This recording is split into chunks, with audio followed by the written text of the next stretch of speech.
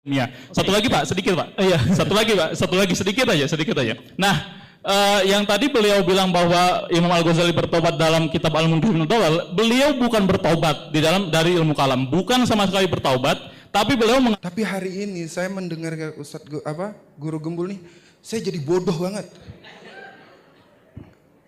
Belajar mantik saya di pesantren itu hilang semua.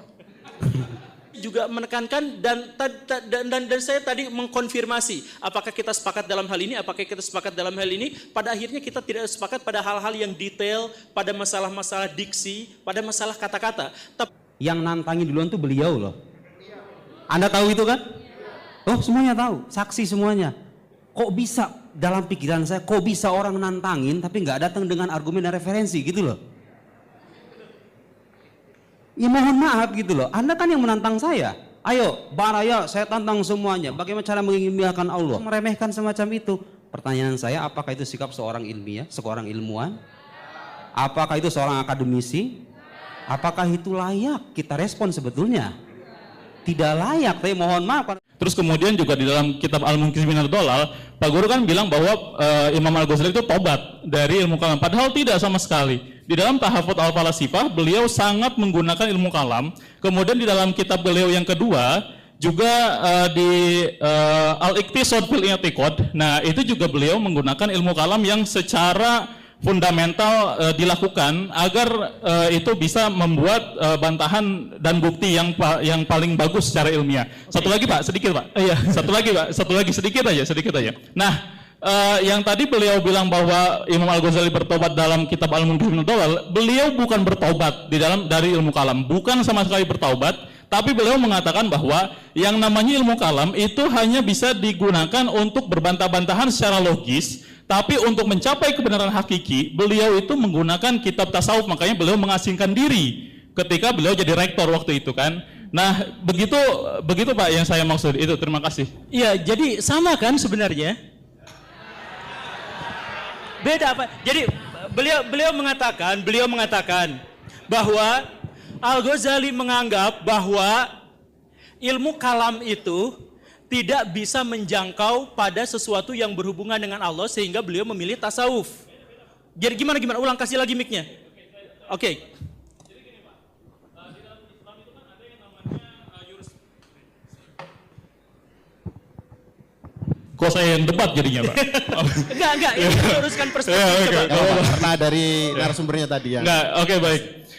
Jadi di dalam kitab Islam, di dalam Islam itu kan ada yang namanya hukum jurisprudensi ya, atau fikih. Nah, di dalam fikih kita tuh nggak ngurusin tentang dosa, tentang pahala, tentang surga, tentang neraka, itu enggak. Fikih itu membahas tentang tata cara bagaimana kita sholat dan lain sebagainya. Nah, Imam Al-Ghazali pun beliau adalah orang yang ahli dalam ibadah kan, atau dalam fikih, yang beliau juga bikin kitab yang namanya Al-Bidayah wa Nihayah, Al-Bidayatul Hidayah gitu.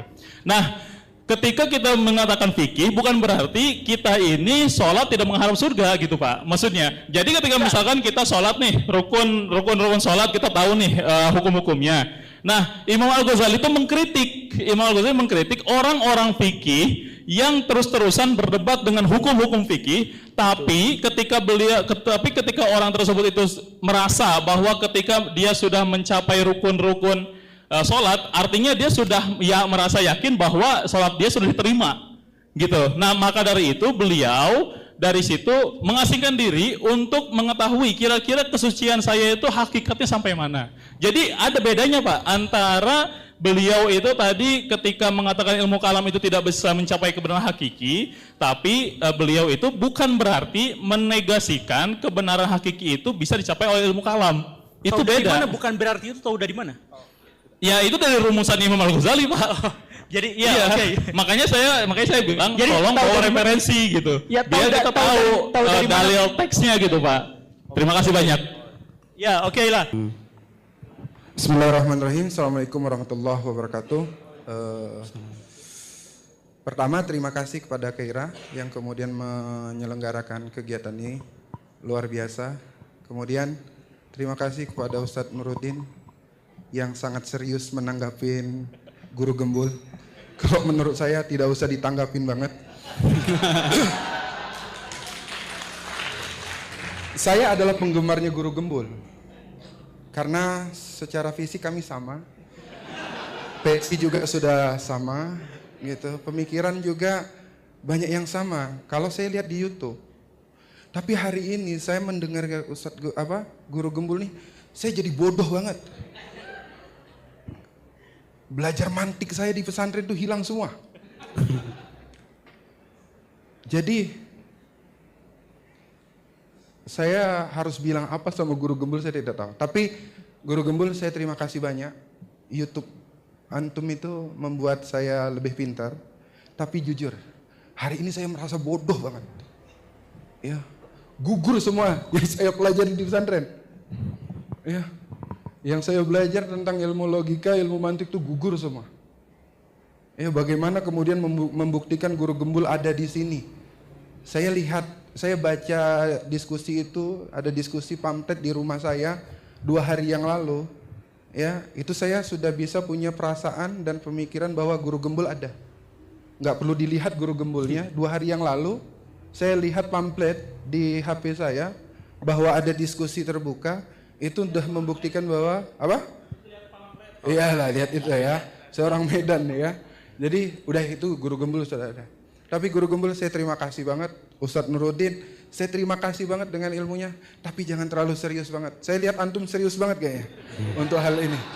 Ya, dibina aja terus. Kami pesantren ini butuh ke orang-orang kayak antum. Terima kasih, ini tidak ada pertanyaan. Nggak ada pertanyaan berarti kan? Ya. Oke. Seperti ini.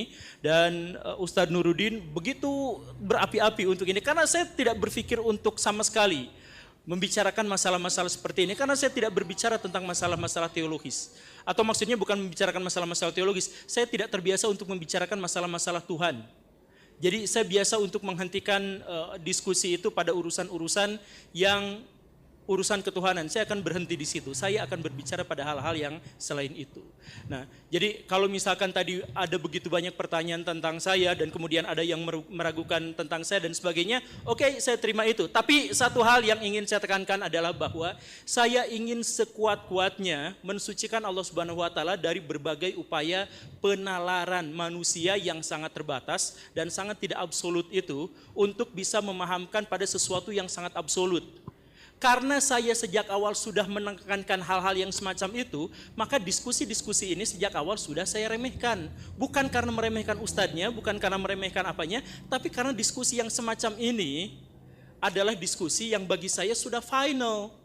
Dan tadi saya juga menekankan dan saya tadi mengkonfirmasi apakah kita sepakat dalam hal ini, apakah kita sepakat dalam hal ini. Pada akhirnya kita tidak sepakat pada hal-hal yang detail, pada masalah-masalah diksi, pada masalah kata-kata. Tapi bahwa masalah menjangkau Allah Subhanahu wa taala itu adalah dengan misalkan ya, dengan pendekatan wahyu dan sebagainya, dan kita tidak cukup hanya selesai dengan pembuktian indrawi saja atau pembuktian rasional saja, kan kita sudah sepakati bersama atas hal itu. Jadi saya selalu menekankan pada kita semua, ayo kita misalkan berpikir hal-hal yang sangat rasional, hal-hal yang sangat empiris, hal-hal yang sangat ilmiah, tapi itu semua terkait pada hal-hal yang bersifat duniawi. Dan pada hal-hal yang bersifat akhirat atau misalkan Allah Subhanahu wa taala, saya berhenti pada iman saja. Saya pikir pernyataan itu tuh terlalu mudah dipahami, saya pikirnya. Jadi saya nggak usah berpikir tentang begini dan begitu. Saya yakin pernyataan saya itu adalah pernyataan yang mudah untuk dipahami bersama. Makanya ada dialog yang seperti ini dengan yang sebesar ini, saya benar-benar, sejak awal saya katakan benar-benar heran. Sekali lagi, kalau misalkan saya mengatakan bahwa pembuktian rasional saja itu tidak mungkin mendekatkan diri kepada Allah Subhanahu wa taala, dan pendekatan empiris saja tidak bisa juga seperti itu, karena pendekatan ilmiah tidak bisa. Bahkan ketika mereka digabungkan keduanya pun mereka tidak bisa mendekati Allah Subhanahu wa taala. Begitu kan? Terima kasih. Tepuk tangan dulu Guru Gembul. Selanjutnya pada Pak Nuruddin, 3 menit kami persilakan.